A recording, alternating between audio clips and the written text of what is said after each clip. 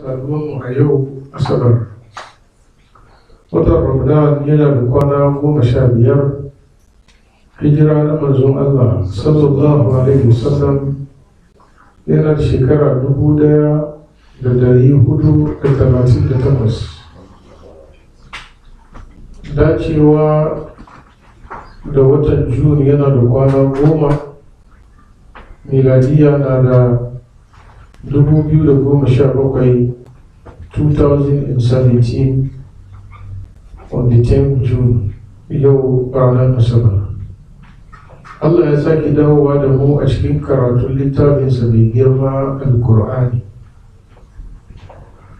A jiya muna karatu a cikin fadin Allah madaukakin sarki da ya ce, wala taqrabu malal yatimi illa billati hiya ahsanu hatta yablugha ashuddah wa awfu bil ahd innal ahda kana mas'ula wa awfu al khayla idha kiltum wa zinu bil qistas al mustaqim dhalika khayrun wa ahsanu ta'wila ولا تكف ما ليس لك به علم إن السمع والبصر والفؤاد كل أولئك كان عنه مسؤولا.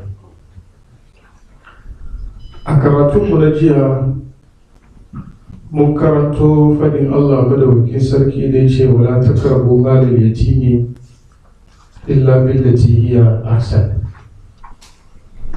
Mun magana akan hadisai na Annabi Muhammad sallallahu alaihi wasallam wayanda suka fadaitar a wurin kula da marayu.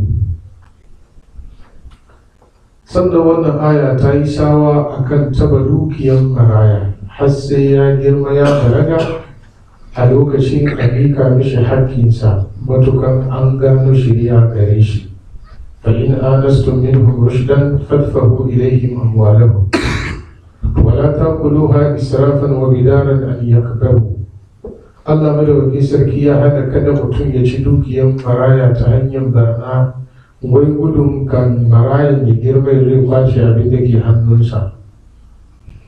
Sannan dokar musulunci akan kula da dukiyar maraya idan Allah ya wakilta shi a bisa kan bawa, in bai shi mawadaci ne yana da arziki ko yana da dukiya ta kansa da zai iya wadatuwa, to baya halatta ya taba komai a cikin riban da ake samu na dukiyar maraya. Dukka zai bar mai kayansa har ya girma a bika mishi abin shi. Kamar kana ganiyan falyastaghfir. Amma mutumin da ya zama talaka ne kuma yanzu an doki dukiyar maraya an dibiya hannun shi da dukiyar shi ma yake sana'a don ya kula da dukiyar hannun shi ya girma, to an ba shi dama ya cire cikin wannan riba da ake samu na dukiyar maraya gwargwadon abin da za a kaddara. Inda ya doki wani aiki mai shi na bai wannan aiki da nawa zai biya mishi. Shi sa yanzu ya zama leburan maraya a cikin kula da dukiyar shi. Shi ne wa man kana fakiran falyakul bil ma'ruf. Idan ya zama da talaka ne, to an ba shi dama a cikin abin da ke zuwa na riba a cikin dukiyar marayan ya ci abin da Allah ya sare mai, amma bisa adalci. Kar a ce don ka zama talaka kana zama ka ci gobe shi a ganka da sabon Mercedes Benz.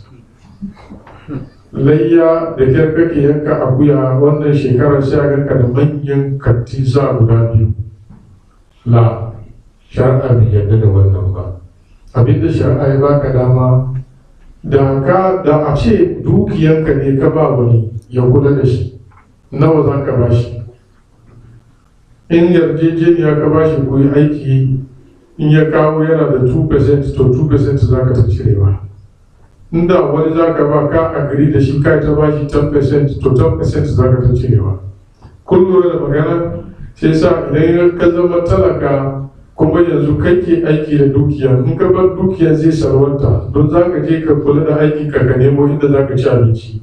To ka dakatar da wannan ka yi aiki nan, ya so ka cire gwargwadon salarinka wanda zai ishe ka gwargwadon hidimanka a ciki. Idan Allah ya sa ya girma, karka cewa yanzu na mika mishi dukiyan kuma to ni aiki na ya kare yaya. Bar ma Allah kayansa. kyale Allah da bawan shi. Wayansu mutane wai za su je su kwaso kudi ko ta ina, in ya so su zo su ciyar da miskinai da talakawa, ko da idan kudin ya fito su ba su kula, talakawan da za su ba wannan ya dame su. Allah madaukakin sarki shi ke da talakawan shi, kyale shi da bayan shi. Ba gudurizm ba ne ka ce za ka kwaso dukiya haramun wai don kana taimakon talakawa, ba rizm ba ne a wurin Allah ko alama. Rizm a wurin Allah ka nemi halal, idan ya azurta ka cikin halal abin da ya wadace ka taimaka, in ba ka wadatu ba ka ba kanka sadaka, ba wanda ya tilasta maka. Wannan magana ya wani sai sa dukiyar maraya abu ne da ya kamata a kiyaye kwarai da gaske. Allah madaukakin sarki ya yi sawa akan duk mai cin dukiyar maraya, abin da yake zubawa cikin shi da wuta. Innal ladina yaquluna amwalal yatama zulman innama yaquluna fi butunihim naran wa sayaslawna sa'ira. Wanda ke cin dukiyar maraya wuta suke zubawa cikin su. Ranar tashin kiyama Allah zai jefa su a cikin wuta wanda yake mai sanani. Allah madaukakin sarki a cikin kula shi da maraya ya yi maganganu da yawa, mun karanta su jiya a cikin ayoyin da muka karanta. Hatta a fai'u akwai hakkin maraya, ma afa Allahu ala rasulihi min ahli qura falillahi wa lirrasuli wa lizil qurba wal yatama wa alamu anna ma ganimtum min shay'in fa anna lillahi khumsahu wa lirrasuli wa lizil qurba wal yatama wa ata al-mala ala hubbihi zawil qurba wal yatama. Inji Shehul Azhar, Shehu Tantawi, Allah ya saka mishi da alheri, ya ce Ubangiji ya umarni al'umman Annabi Muhammad da su kula da maraya, saboda idan aka samu mujtama'a waɗanda suke kula da hakkin marayu, wannan zaman unguwan za a zamna lafiya. Domin baba ba zai masa makan shi debo dukiyar haramun don ya bar bayan shi bayan shi ba, saboda ya san koda baya nan wannan mujtama'a irin yadda yake ganin suna kwara da marayu, idan ma Allah ya dauke shi yaran shi ba za su tuzanta ba. Amma a cikin kwamitin da ake zudda hakkin marayu, a tawaye su, a fita hakkin su, ba a kula da su, ba a ba da hakki, ba a jin tausayin su, shi ke kawo kowane uba yana kokarin yi ma 'ya'yan shi tanadi kar bayan shi su wani abu su wahala, ya je na jefar hannun shi a cikin kullum man habba wa dabba. Duk abin da lauje ya dibo kiyawa ne, doki na sa baki ne. Rashin kula da marayu yana kawo tabarbarewar arziki a cikin gari, yana kawo musiba, yana kawo talauci, yana kawo ubanni su tashi neman kuɗi har da na lotu ko ta ina su ne su kawo. To amma idan aka kula da maraya, na farko wannan maraya idan shi ma ya girma, shi ma zai kula da marayu wayansu, saboda zai tuna lokacin da yake maraya irin abin da community suka yi shi. Amma idan aka yi wasi da shi, yayi yawon shi ya sha wahala ya galabaita, ko da nan gaba ya zama wani abu ba zai ji tausayin ku ba, ba zai kula ku ba, saboda zai rika tuna irin abin da kuka muna da mishi a lokacin da yake raunan ne. Saboda addinin mu addinin kula ne da waɗanda ke da masu rauni. Da mutane sun kula da irin waɗannan haƙƙoƙi a cikin community su, da duniya an zamna lafiya. Allah ya ji tausayi. Allah madawaki sarki bayan hakkin maraya, maganganun da muka faɗi jiya a cikin su ya isa, sai mu je gaba. Wa aufu bil ahad, ku cika alkawari. Alkawari al'umma annabi Muhammad abu ne a cikin addini wanda Allah ya bada umarni da shi, ya sifata mutanen kirki da shi, ya nuna cewa mutanen kirki su ne masu kiyaye alkawari. Allah madaukakin sarki yana cewa wa aufu bil ahdi innal ahda kana mas'ula. Ku cika alkawari, alkawari abin tambaya. Idan mutum ya zama mai cika alkawari, Ubangiji madaukakin sarki yana cewa wa man aufa bi ahdihi min Allah fastabshiru bi bayyikum allazi ba'aytum bih wa zalika huwa al-fawzul azim. Wanda duka yake cika alkawari tsakanin shi da Allah, tsakanin shi da bayan Allah, to Ubangiji yana ba shi bushara. cewa ya yi alkawari, ya yi ciniki na wanda babu hasara a ciki tsakanin shi da Allah. Haduwan shi ga Allah babban rabo ne ranar tashin kiyama. Allah ya sa da mu. Da Allah ya sifata mutanen kirki a ayatul birri, daga karshe ce wal mufuna bi ahdihim idza ahadu, su ne masu cika alkawari idan sun yi, wasabirina fil ba'sa'i wad dharra'i wa hina al-ba's. Allah ya ce ulaika allazina sadaqu, masu wannan sifa su ne masu gaskiya a cikin imani. Sun ce su mu'mine ne ta kwarai, idan suka zama masu cika alkawari to sun faɗi gaskiya. Idan sun ce su masu tsoron Allah ne a wurin cika alkawari sun faɗi gaskiya, wa ulaika humul muttaqun.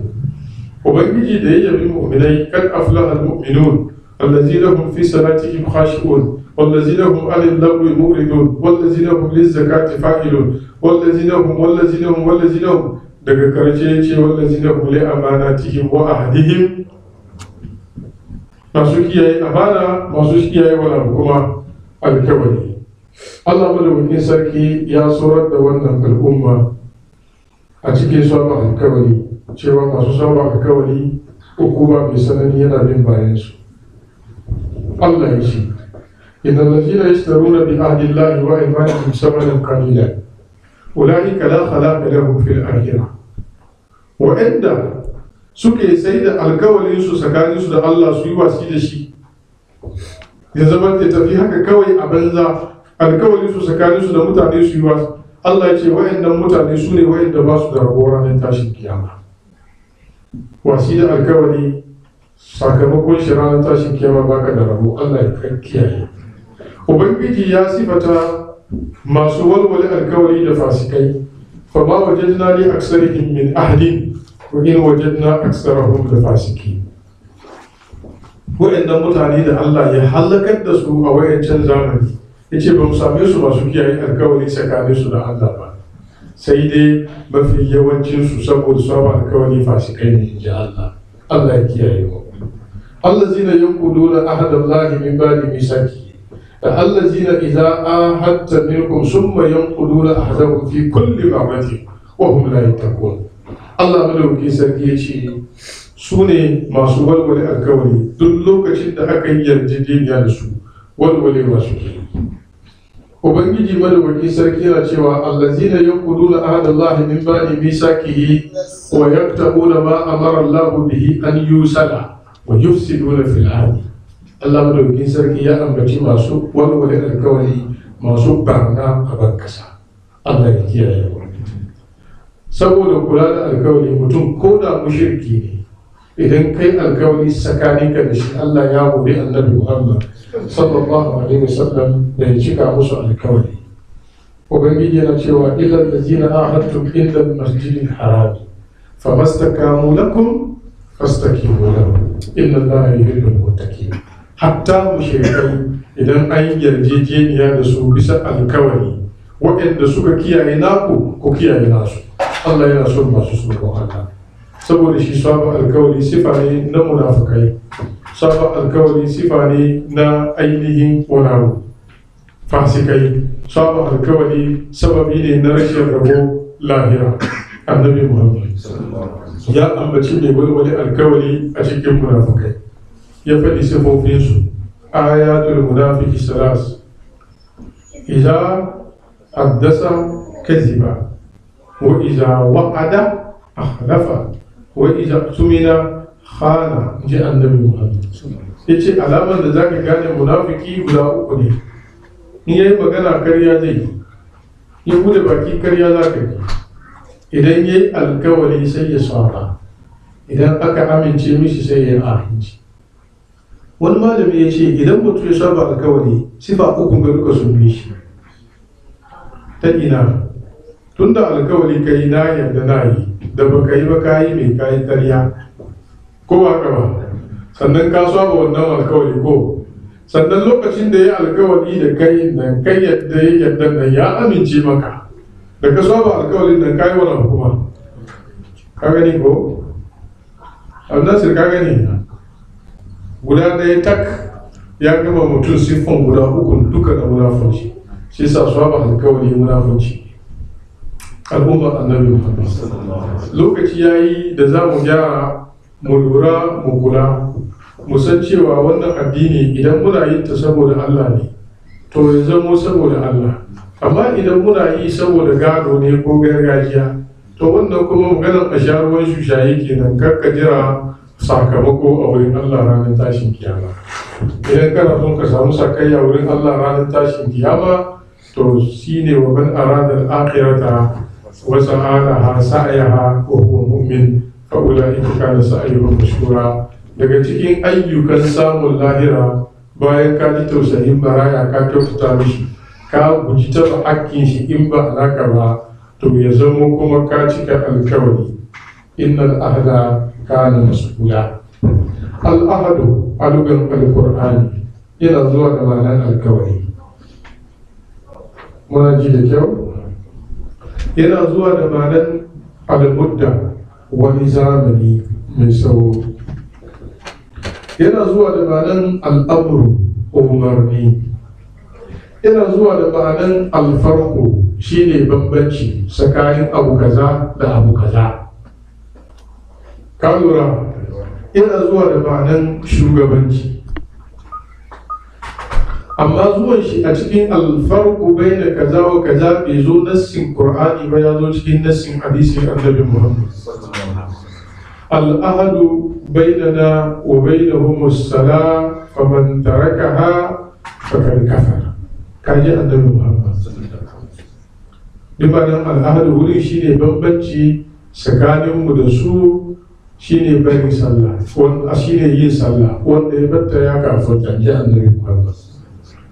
Idan ya zo da ma'anar shugabanci, fadin Allah madaukakin sarki da ya ce wa izibtala Ibrahima rabbuhu bi kalimati fa atammahu qala inni ja'iluka lin-nasi imaman qala wa min zurriyyati qala la yanalu ahadi az-zalim.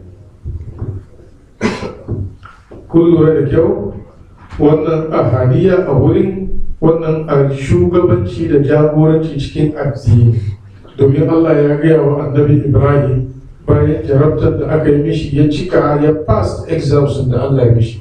Allah ya ce inni ja'iluka lin-nasi imaman, zan mai da kai shugaba a cikin mutane.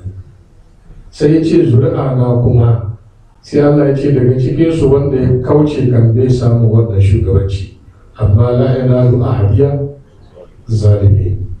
Idan ya zo da ma'anar mudda, shi ne fadin Allah madawaki sarki a cikin kisan annabi Musa alaihi salatu wassalam. Allah yana cewa faraja Musa ila qaumihi gadbana asifa qala ya qaumi bi'sa ma khalaftumuni qala ya qaumi alam ya'idukum rabbukum wa'dan hasana afatala alaykum al-ahadu am aradtum an yahilla alaykum gadabun min rabbikum afatala alaykum ahadun. Kaji da kyau, annabi Musa da ya dawo zuwa ga mutanensa ransa a bace, sai ce ya kawo bisa ba halafta mone min ba'i. Ya ku mutane na, irin wanga abin da kuka yi bayana mummunan abu ne, ta kai matuka cikin muni. Afatala alaikum al-ahadu, wai tafiyar da na yi zamanin ya yi saboda kuka kasa hakuri al dawo, hal aka yi muku wasu wasi kuka koma bautan dan baraki alhalin annabin Allah Haruna na cikin ku? Am aradtum an yahilla alaikum gadabun min rabbikum, ko kuma kuna bukatan bushin ubangiji ya sauka bisa kansu ne? Abin da ake fadi al'ahadu a cikin wannan aiki, shi a cikin wannan aya shine zamanin da Musa ya tafi kamin ya dawo. Ka lura da kyau, al'ahadu yana zuwa cikin Qur'ani bi ma'ana umarni.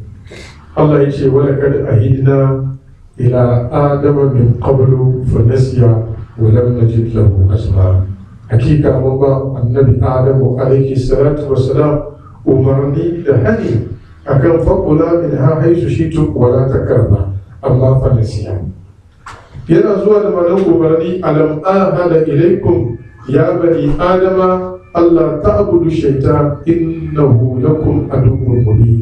Shin ban ba ku umarni na sanar da ku na gaya muku cewa ya ku ‘ya'yan Adam, ku kiyaye shi dan kada ku rota mishi, makiyinku ne kuma kiyayyen shi a fili yake yi.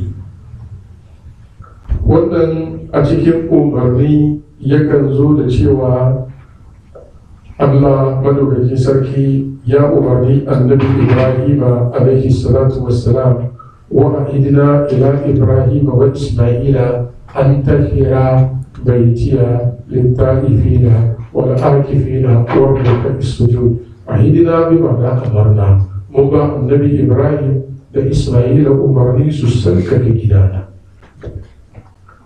Abin yayi wani amma sauran wuraren da yake zuwa yana zuwa da ma'anar wani abu alkawali, yana zuwa da ma'anar alkawali. Alkawali alkur'ani yakan zo da ma'anar al'ahad, yakan zo da shi al'uqud, yakan zo da shi da ma'anar al-misak. Kana ji da kyau, ya ayyuhal ladzina amanu awfu bil uqudi uhillat lakum bahimatul an'ami illa ma yutla alaykum ghayra muhillis sayyi wa antum hurum inna allaha yahkumu ma yurid. Al-uqud kina wala tanqudu allazina yanquduna ahada allahi min ba'di mithaqihi. Ka lura ko isa yana zuwa da ma'anar al-misak.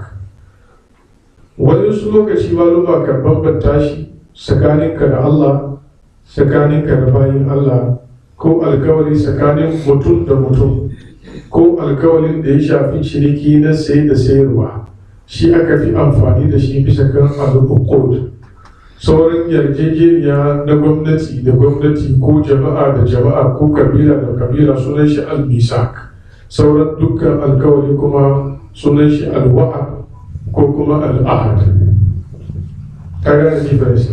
To wa'annan dukka Allah ya ce wa aufu bil ahad, ku cika alkawari tsakaninka da Allah, ka bauta mishi shi kadai, ka hada shi da kowa.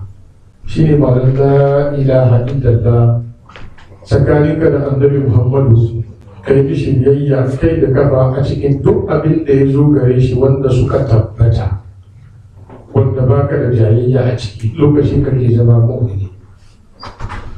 Idan baka zama Muhammadun Rasulullahi shi ne gaban ka a cikin duk abin da kake yi, kuma komai ya tabbata wurin shi zaka karba ba a kiran ka mu'mini.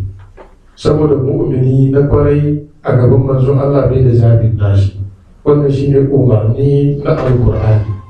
La yu'minuna hatta yuhaqqimuka fi ma shajara bainahum. Sannan summa la yajidu fi anfusihim harajan mimma qadaita wa yusallimu taslima. Dole mutum ya zama ya sallama mu hukuncin Annabi Muhammad sallallahu alaihi wasallam tasliman, sallama wa kulliyan bila munaza'a. To alkawari tsakaninka da Annabi Muhammadu, kai mishi biyayya a cikin duk abin da ya zo da shi, baka da munaza'a. Sauran alkawari tsakaninka da bayin Allah, in ma ya zama hukuma da hukuma, ko ya zama ainihin jama'a da jama'a, ko ya zama kai da wani, ko ya zama a wurin ciniki, dole ka cika. A lokacin da kuka yi alkawari kungiya da kungiya ko jama'a da jama'a, za mu gamu bisa kan aiki iri kaza na alheri, ya zama tilas.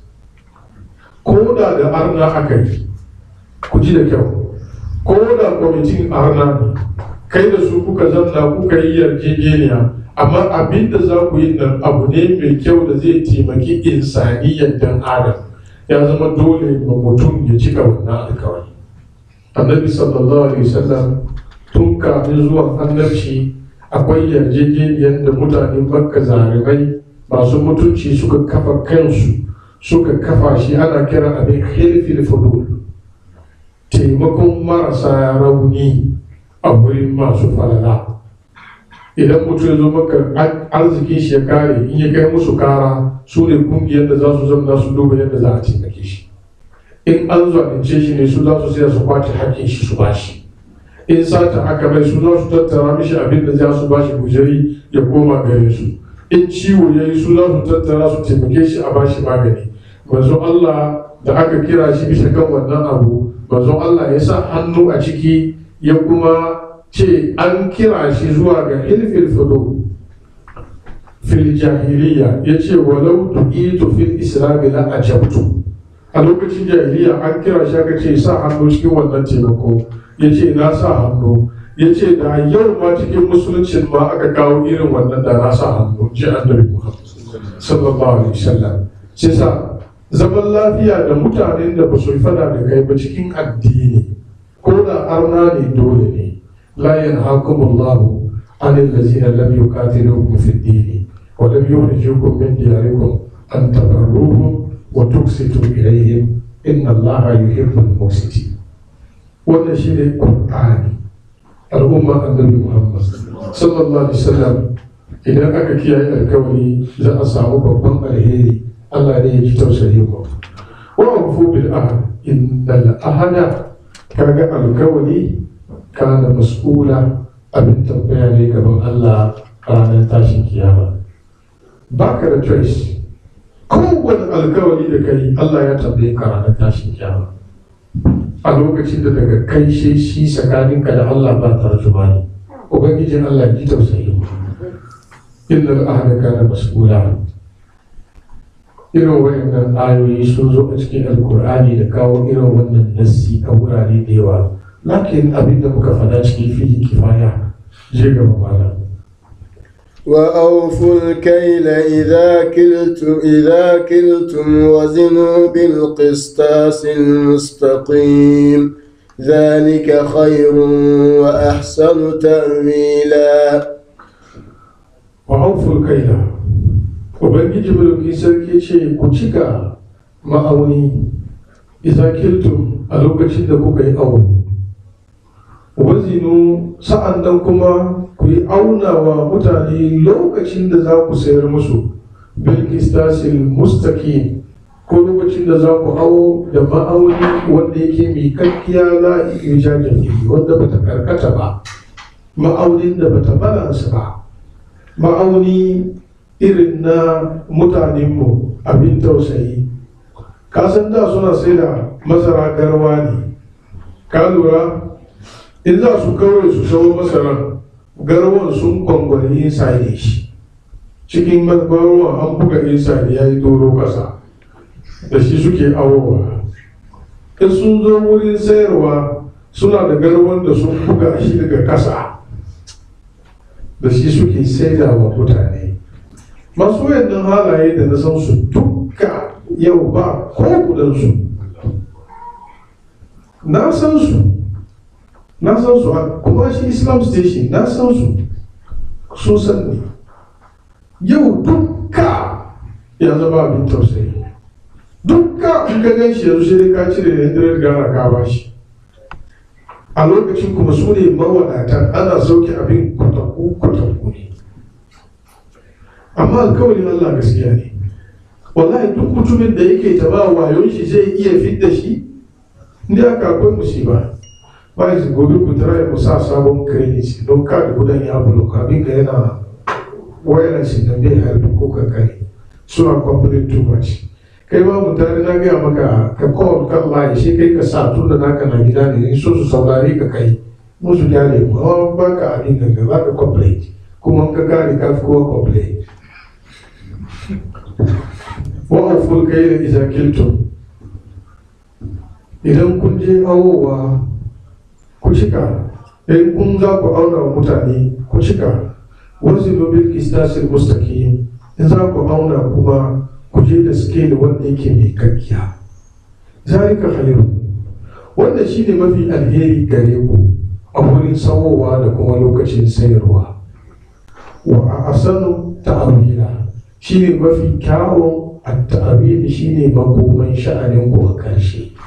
Karshen ku zai yi kyau, karshen ku zai zama shine babban alheri wanda za ku ji daɗi a duniya, ku samu wadata, ku bar mazuri'anku rangamuwanku ga Allah madaukakin sarki, kuma Allah madaukakin sarki zai faranta muku rai.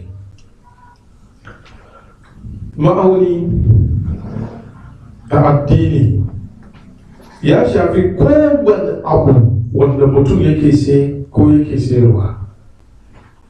Karka ce mai kayan masara ko mai kayan dabino ana buga misali da su ne saboda lokacin su ne abinda aka fi yawan harkan awon kaya da su. A yau din nan ko da mota kake sayarwa, kar ka ajiye mota starter mai kyau sai an zo an taya an kare, kun gama ciniki ya ba da deposit zai je zo ka cire starter ka sa sogo, wanda ya buga ya tashi amma an ciwa ya je na damu shi. Idan kai aka yi maka haka ba ka so, kar ka yi haka. Kar ka sa mishi batitin batir matacce da ya zo kaspark ya tashi amma ka san batir bai da kyau, yanzu ka kawo mushi an jima sai ya nemi sabo. Ba ka yi kalila ba ko da wani mizana bai kisti ba.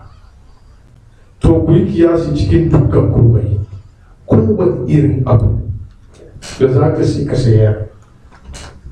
Talbishin ka wuta na mutuwa ciki, in ka tashi sayarwa ga ya mishi wutan gana mutuwa, yanzu da latiration ya gyara ga ya mishi. In ya yadda ya sai haka, in bai yadda ba ka sayar mishi ka je wuta na mutuwa ka tuce shi. In ka kai bai aiki ce bai aiki, ya sai a yadda ya sai ya yadda bai aiki, za shi ya yi fama da kayan shi. In ba haka ba ka sayar mishi a sunan bai aiki ka tuce shi. Haddis wala harashi, kowane irin nauyi na tusha, annabi ya ce fa in saddaka burika wa bayyana burika lahu ma fi bayyima. Idan mutane biyu suka yi ciniki, in sun faɗi gaskiya suka yi bayanin gaskiyar da ke tare da abin, Allah zai sa musu albarka. Amma wa in qatama, idan suka boye aibin abin, muhihat barakatuha, shi a shafe albarkar da ke ciki. Ka tara kudi sun yawa, yanzu an ganka ka hau amma wata rana kuma ka sauka. Don haka ku duba halayenmu, da ka tashi wasu alhaji wani da ke da kudi da ke faruwa yanzu. Da an ku shi kai tafiya wani kilomita sannan ka je ka duba TV gidan wani. Yanzu fa je wannan kisiyan gidan nan ka gani, fentin gidan ya kankare, bangon gidan ya kare, bal shafin da aka mai ruwa ya buge an kasa yin sabo.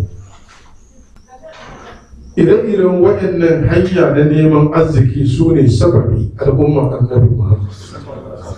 Wallahi ku ta lura da awakibal umur. Allah shi ya san gobe, shi ya muku alkawari. Idan kun ci gaban ya gyara gobe ku. Idan ba ku bai saba kuwa, tun ba ku bar duniya ba za ku haɗu da irin wannan sabani.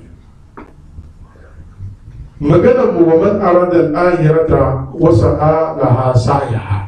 Idan ka ce lahira kake so, awful kaila, ka cika ma'auni iza kiltum idan kun je awowa. Sannan wazinu bil qistasil mustaqim.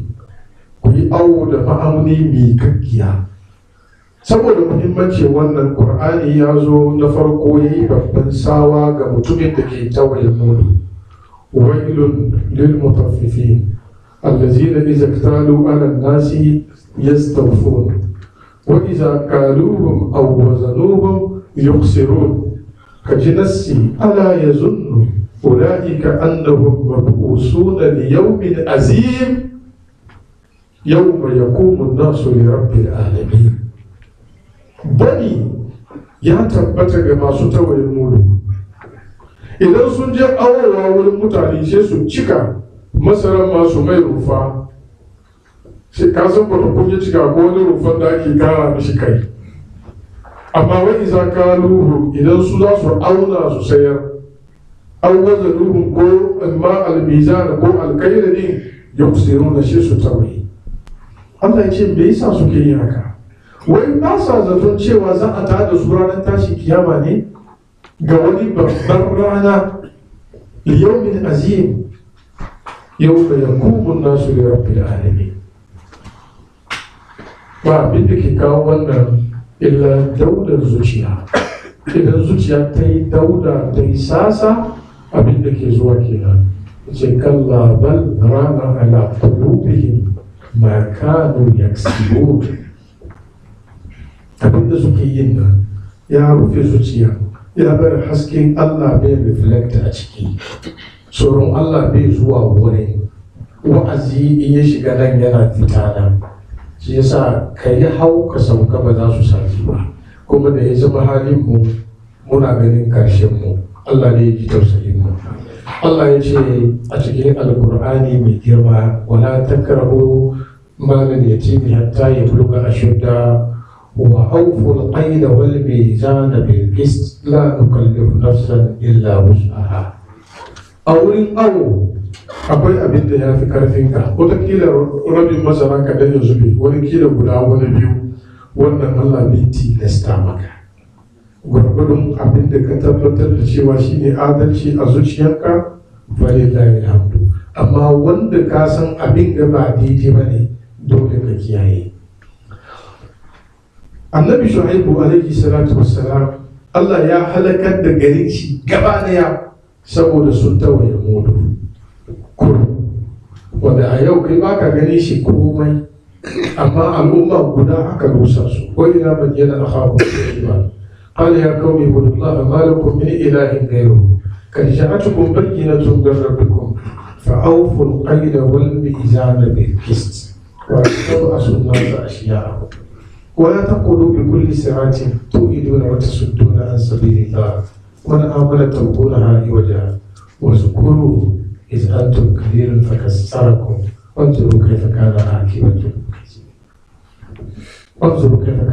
المفسدين. وانظروا haka kowane ayoyin shi idan ya zo yana musu magana a kai abin da ke zuwa kenan. Alƙur'ani yana cewa فإن لم تأتوني به فلا كيل لكم عندي ولا تقربون. النبي يوسف عليه الصلاة والسلام أول lokacin yunwa abin da ke gaya ma yan uwan shi kenan. Mutane Annabi Shu'aibu alaihi salatu wassalam yayin da suka tawaye mudu, Allah ya azabta su azaba mai sanani. كذب أصحاب الأيكة المرسلين إذ قال لهم شعيب ألم تتقون إني لكم رسول أمين فاتقوا الله وأطيعون وما أسألكم عليه من أجر إن أجري إلا على رب العالمين أوفوا الكيل ولا تكونوا من المخسرين وزنوا بالقسطاس المستقيم ولا تبخسوا الناس أشياءهم ولا تأسوا في الأرض مفسدين.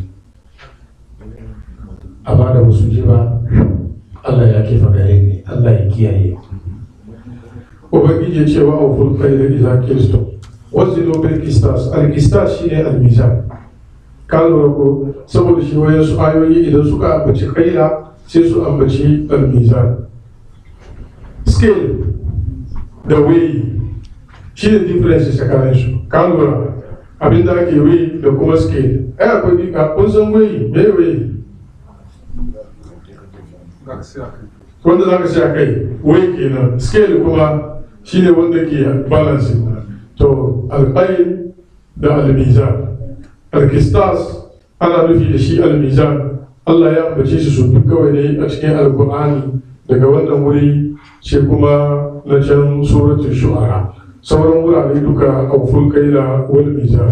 Allah madaukakin sarki shi samu ku mizani, idan mun je na mizani kuma mun yi magana a kai. Wazinu bil qistas. Amma alkistas Allah ya ce almustaqim mikakkiya. Idan zuciyarka bata mike ba za ka iya mikewa ba. Zuciyarka ba ta mikewa sai ka ce lahira ka zaɓi, sannan ka samu mikakkar zuciya. Lakin yana daga cikin ababen da ke taimakon mutum shi ne yawan addu'a da rika roƙon Allah ya mikar da zuciyar shi. Don haka Allah ya koya mana wannan abu a Fatiha. Ihdina sirata al-mustaqim, saboda abin ba iyawanka bane, daga hannun Allah mulkin sarki yake. In ka fita cikin dabarar ka kace kai baka exist, baka da karfi, baka da dabara, yana wurin Allah ka daga hannu kana mai kuka ya taimake ka, to Allah zai taimake ka. Lakin muna karanta wannan Fatiha, muna karanta wannan aya, babu hankalin mu cikin me muke karantawa, ba mu ma san addu'a muke yi ba balle a babu. Bani shayu me shi bai san yana roƙon Allah a nuna mai hanya mai kyau bane balle a bashi. Yanzu idan an ce maka cikin masallacin nan ana raba kaza, cikin masallacin nan ana raba abu iri kaza, da ka zo kana wucewa nan in kana son a baka idan ya za ka yi? To amma shi kana cewa abin da ake raba wannan a bani kuma ka kama hanya kana wucewa, wa zai ta kaka? Allah ta baka wa zai ta kaka za ka samu abin nan to shi ne lokacin da kake idina siratal mustaqima ba hankalin ka da wani kana da wani abu da shi sa ne yanzu siratal mustaqima ne ya gagara Allah ya ji tausayi shi shirya siratal mustaqim aikin Allah ne shi ke shiryar da wanda yake so Allah madaukin sarki na cewa kullu lillahi al-mashriq wal maghrib yahdi man yasha'u ila siratal mustaqim inna Allah rabbi wa rabbukum fa'buduhu haza to daga cikin hanyar da zai taimake ka samu siratal mustaqim shine ka nace a cikin bautan Allah fa'buduhu haza wa lahu siratul mustaqim daga cikin abin da zai taimake ka ka samu shine dogara ga Allah ka sallama ma Allah sha'aninka kulliyan wa man ya'tasim billah faqad hudiya ila siratul mustaqim wanda ya sallama ma Allah sha'ani shi dukka to lalle hakika ba ma an shiryar da shi ba shi kan an shiryar da shi siratul mustaqim ne mun lura da maganar da kyau da gaskiya abin da zai taimake ka shine amfani da wa'azi da ake yi maka in ka tashi ka je ka practice jiya da mutum ya tashi nan ya yi wani alkawari da bai da niyyar cikawa haushe daure ya cika an jiya ya ji maganar marayu akwai wani yaro ko baban shi yaro su yaro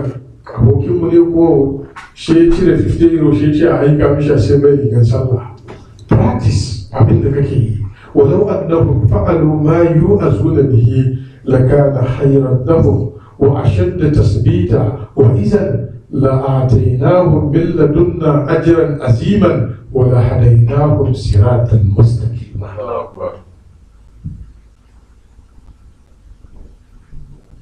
هذا جاو كان يجي karatu yake abin da kaje abin da na fara idan ka tashi nan ga da wani sako daga Allah daga Annabi Muhammad try ka practice abin try ka practice abin wallahi babban mataki ne karar da zan zo yi muku magana karkashin ayar da muka wuce innal mubazzirina kanu ikhwana shayatin a wurin na gaya muku ana daure mutum da shedan ya zama ya kunkume ya fita na gaya muku inda masadar yake shiga cikin zuciyar mutum na khawatirul khairi da khawatirul sharri yaya mutum zai auna alherin da ya zo zuciyar shi abin ga alheri da ko sharri yaya zai mu'amala da su sannan wani hanya za ka bi ka samu hawatirul khairi din wani hanya za ka bi ka guje hawatirul sharri din akwai maratib na biyu da ake kiran shi alba'is shine Allah na zaburar da zuciyar mutum zuwa ga ikbalin ilaihi me shi ga kamar kai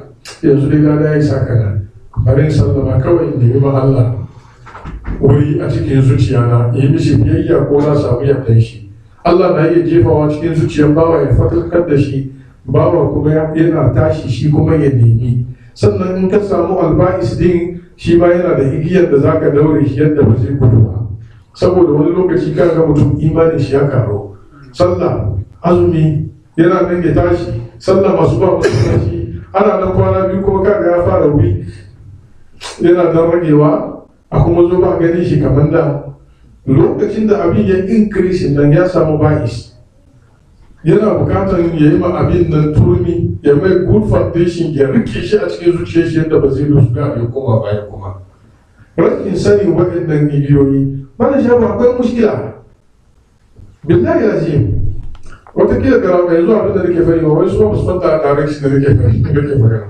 kamar na sake ba direction ba kamar abin ma ya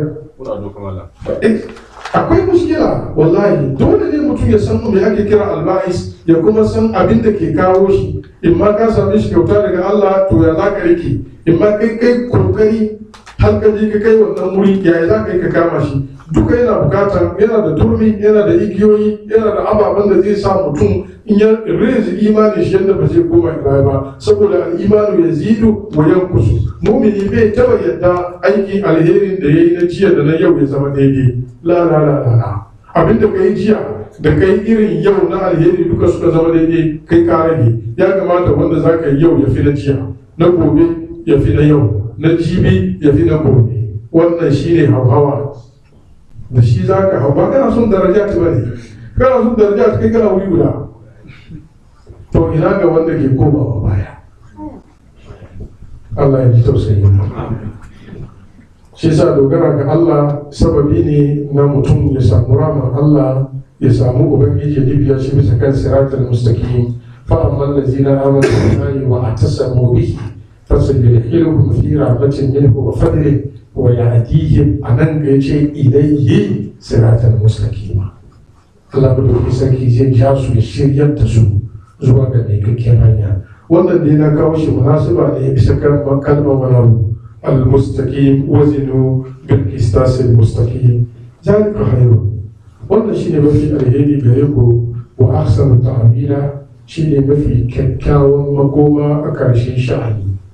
Kalmar ta'wil ma yaqulu ilayhi al-amr, shine abinda sha'anin lamarin mutum zai koma a gare shi, shi ake kira ta'wil. Ka lura yakan zo da ma'anar ta'wil bi ma'ana tafsir, shine fassara abinda ake faɗi.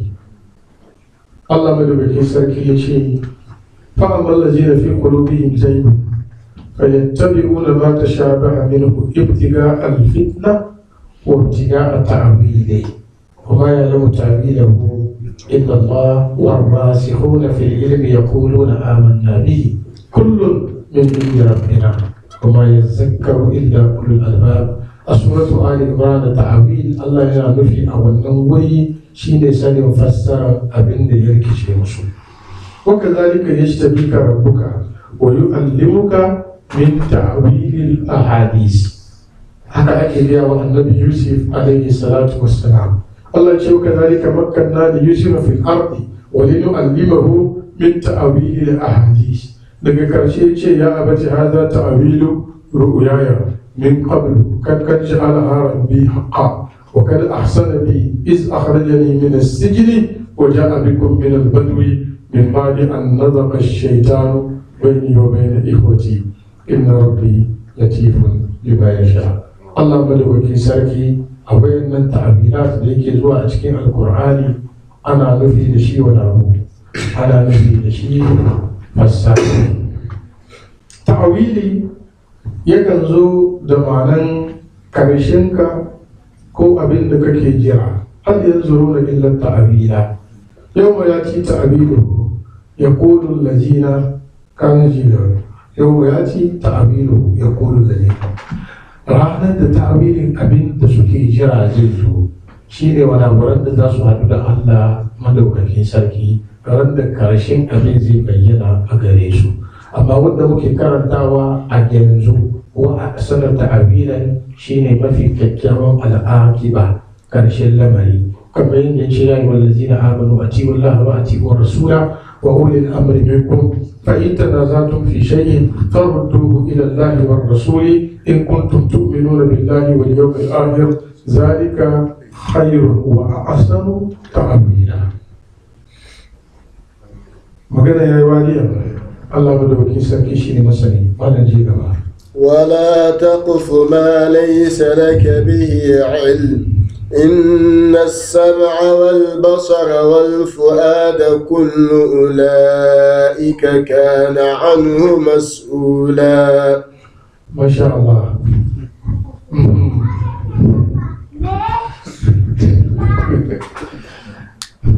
akwai aiki wa man arada al-akhirata وسعى لها سعيها وهو مؤمن فأولئك كان سعيهم مشكورا.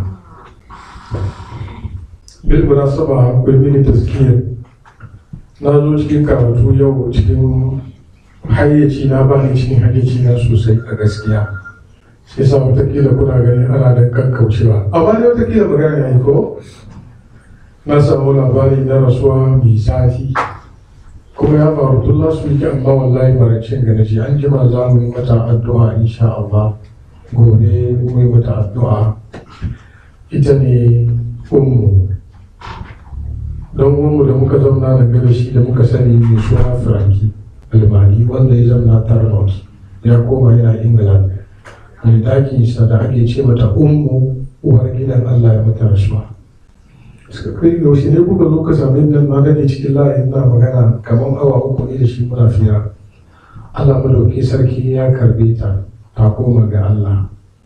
Muna kauna Allah ya jikanta, Allah sa ta huta. Gaskiya ya taba ni taba ba mai zafi kwarai, saboda akwai wani mutum ka rasa shi cikin rayuwarka yana da ciwo. Abin farin ciki kuma ne da nake da bushara da shi yake kwantar mana da hankali.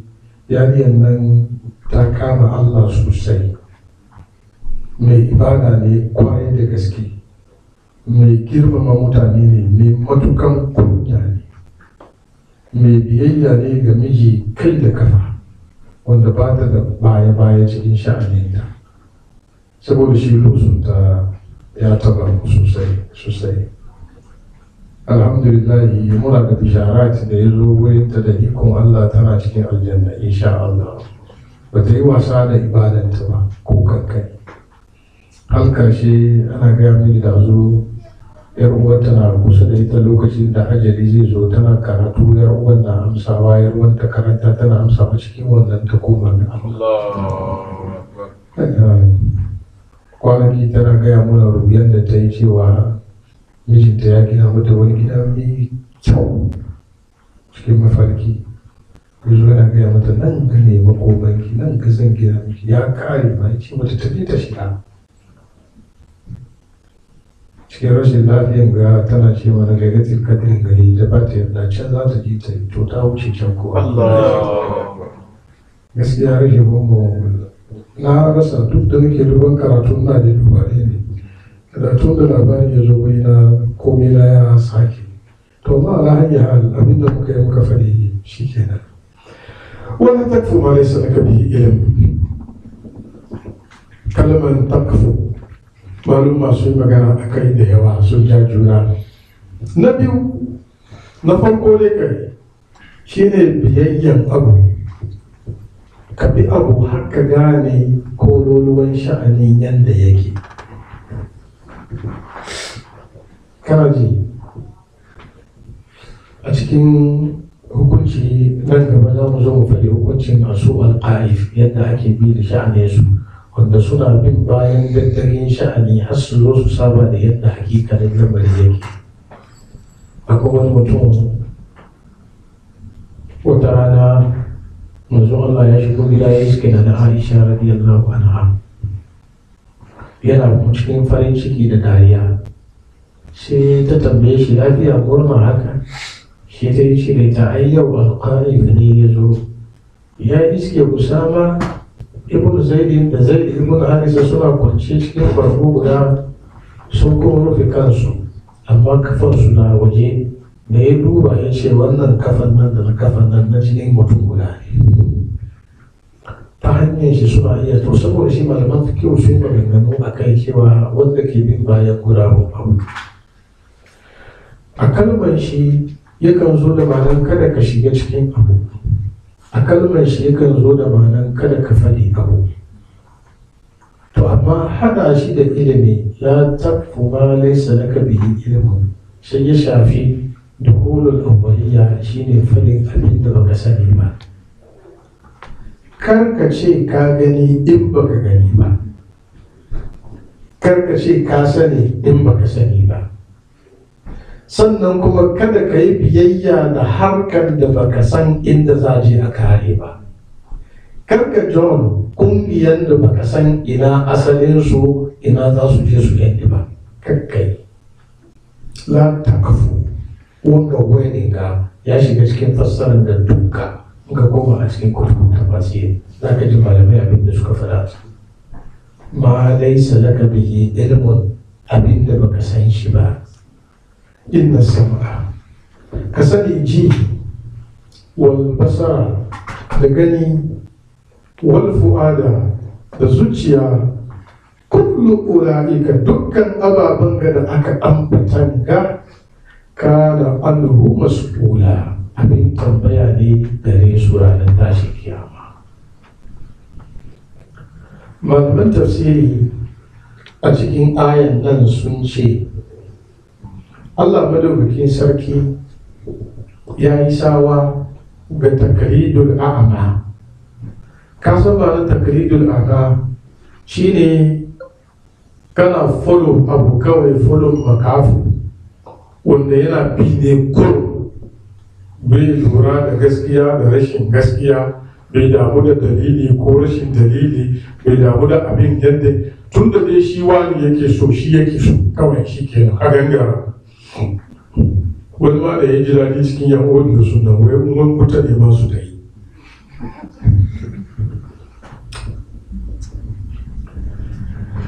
Bayin Allah abin da ke da ban mamaki anya addini muke yi.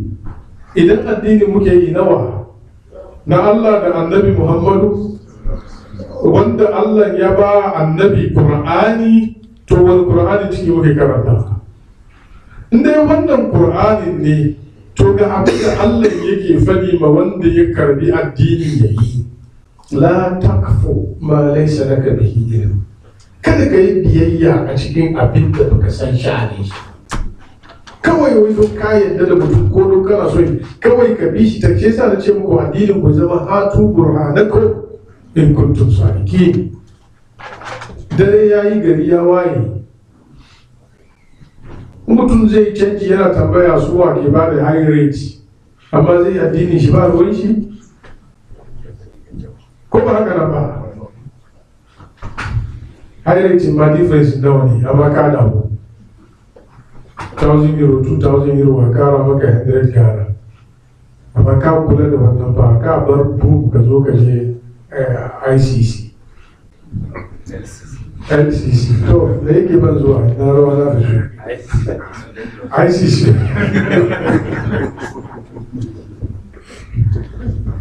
Jama'a na biyu faɗin abin mutum ya faɗi abin da bai sani ba. Allah madawakin sarki ya yi sawa cikin alkur'ani sawa mai sanani, har ya kawo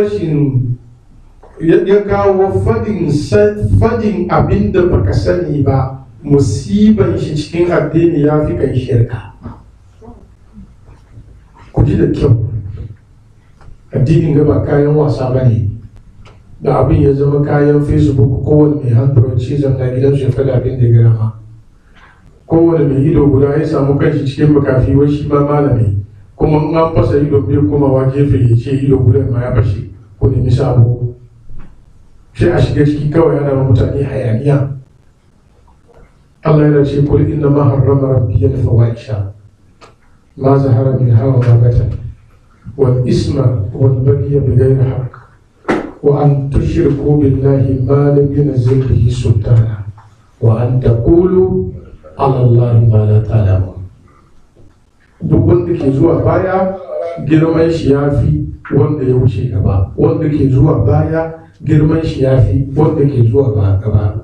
Har aka zo aka ambaci wa an tushriku billahi ma lam yunzil bihi sultana, sannan wa an taqulu ala Allahi ma la ta'lamu. Duk mutumin da yake magana cikin addinin nan ko da wane ne, in ka hau mimbarin nan duk abin da za ka faɗi ka ce in ji Allah ji annabi Muhammadu, sauran tsakaninka da Allah da annabi kuma. Kowa zai zamna ya yi magana da sunan musulunci, to yana ba da niyabatan ne an rasulillahi. Sakon manzon Allah ne yake isarwa, to ya ji tsoron Allah ya faɗi gaskiya, kuma ya faɗi gwargwadon abin da ya sani.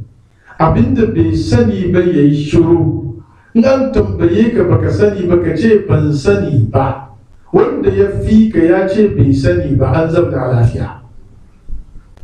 Ka sani duk abin da za a yi maka ba za ka kai Imamu Maliku ba, ko ka fi shi ilimi duniya ne babu yadda ka kai shi har ka mutu, ko kana ta ba yadda ka wata rana ka fi Maliku kai.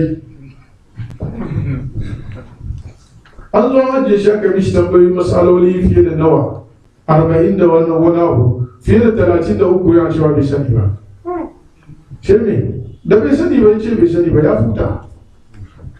Amma duk da haka da Imam Malik zai bar duniya, an je an kai mishi ziyara cikin almajiran shi, kuka Imam Malik yake. Lafiya malam, lafiya. Yace abin da ke damun shi wani mai mai kai shi ma yayi sharhin hadisai ko ayoyi, da dai ya saura da karanta ayan yadda take da hadisan yadda suka yi shuru bai kara harfi guda wurin fassarar ma'anarsu ba da ya fi nishaɗi. amma bi da kuke yi yanzu da me ga ina kuka fito da shi.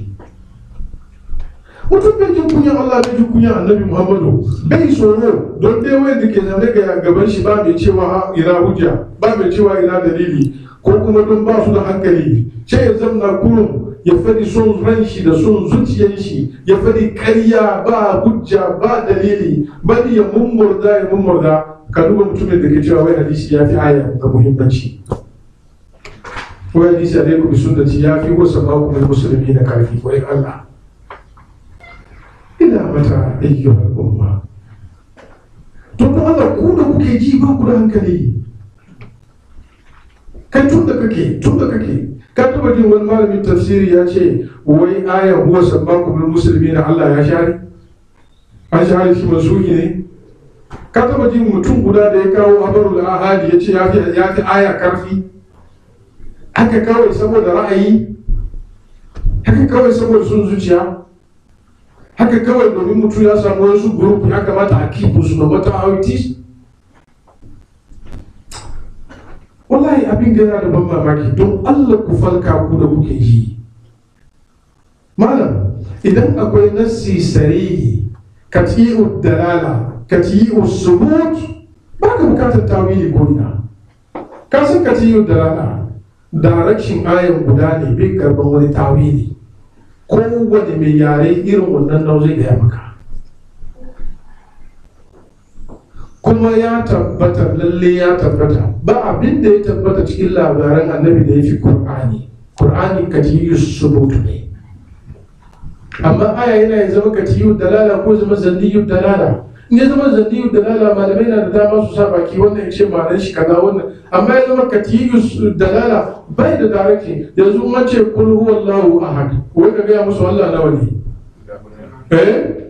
wannan aya yana karɓar wani fassara daban kuma banda Allah guda ne yana karɓar wani fassara don Allah wa zai fassara kul huwallahu ahad da wata ma'ana daban banda Allah guda ne wake da shi the direction is only one malam wala tamutunna illa wa antum muslimun one direction ne kawai katiyu subut katiyu dalala Allah bai karba wani ayat wannan la tamutunna illa wa antum muslimuna bai karba wani tawili fas Allah bai sa muku kowar suna ba shi musulmi ko sabbaku muslimi wannan bai karba wani tawili wa umirtu an akuna minal muslimin wannan bai karba tawili wa ana awwalul muslimin wannan bai karba wani tawili don Allah menene fassara wa ana awwalul muslimin bai fassara shi ku gaya mini menene fassara shi ni da farkon musulmi kan ko mutu kuma shi kuna musulmi ka fara musulmi ka kare ne ina maganar suna ina maganar ku rike abu kaza idan ba ku yi karatu ba ku shiru don Allah in kuma kun koyi da kyau na gaya muku in mutu ya fara karatu ya koyi rabi musiban shi ya fi wanda bai koyi ba don wanda bai koyi ba ya san bai sani ba amma wanda bai sani ba bai sani ba ya nada ma kan shi rawani ya zamna da sunan malamai fitinan da suke kawowa cikin al'umma ba kyau wala takfu ma laysa laka bihi ilm duk abin da baka sani ba kai wasa ka burta bakinka a ciki inna sam'a wal basara wal fu'ad da jin nan da ganin nan da abin da ke cikin zuciyarka lokacin da zaka fari wanda ka kulla al'azmu a kai kullu ulaika kana anhu mas'ula kowanne daga cikin za a tambaye shi to ka gani kullu ulaika kana anhu mas'ula zambiyud dalala ne shi sa malamai na da magana guda biyu imma za a tambayi ido me yasa ka duba abin da aka hana ka a ce ba kunni me yasa ka ji abin da aka hana karkaji a ce wa zuciya don me yasa ka kudurta za ka yi kallon da aka hana ka kakkai mas'ula an tambaye ta ko ba haka ba akwai tafsiri guda biyu kullu walayin da kana anhu mas'ula ranar tashin kiyama Allah zai ba su baki su yi magana su za a tambaye su fadi اليوم نأتي على أفواههم وتكلمنا أيديهم وتشهد أرجلهم بما كانوا يكسبون وقالوا لجلودهم لما شهدتم علينا قالوا أنطقنا الله الذي أنطق كل شيء. da ya zama zanniyu dalala yana da wajihi guda biyu ba ku samun na uku ba ku dokan littafin malamai ku karatu ba ku nazari a ko'ina sai dai ala dole shi ka raba al'umma duk kana so ka lead wani group har ka zo kana yi wa Allah da annabi kayya har ka dogo hadisi ka ce ya fi aya ko ne mutane ne Allah da ya ji tausayin mu wala takfu ma laysa laka bihi ilm a cikin wannan aya akwai kaddamar da aji kamin gani inna sam'a wal basara wal fu'ad ta mai kare